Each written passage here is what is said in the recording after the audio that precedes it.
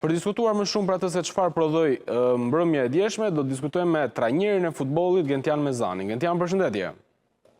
Përshëndetje, faleminderit për ftesën. Kënaqësi të diskutojmë. Fillimisht Gjermania eliminohet nga një kundërshtar në letër më i dobët, pati një performancë të dobët, edhe në pjesën e dytë ku pritej reagimi, ndoshta edhe trajneri Nagelsmann duhet bënte diçka më tepër me lëvizjet e tij, por ishte një ndeshje që zhgënjyen totalisht gjermanët. Çfarë ndodhi? Çfarë nuk funksionoi?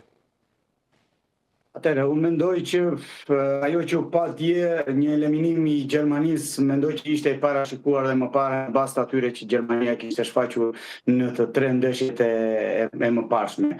Kështu që nuk është se mendoj që do të ishte diçka surprizë, sepse normalisht Gjermania nuk ka treguar absolutisht asnjë gjë për atë që Gjermania është ose për atë që ndoshta është pritur nga Gjermania, sepse normalisht një skuadër si Gjermania gjithmonë një skuadër që hyn në një botror si pretendente për ta fituar këtë botror, jo për t'u eliminuar kaq shpejt.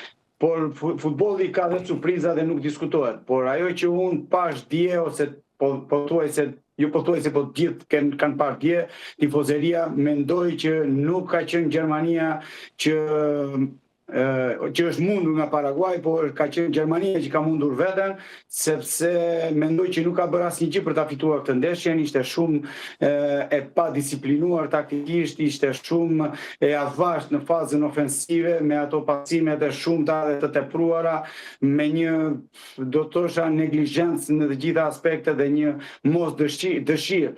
Dhe kjo besoj që influencoi jashtëzakonisht shumë në këtë ndeshje duke eliminuar Gjermaninë nga ky botror.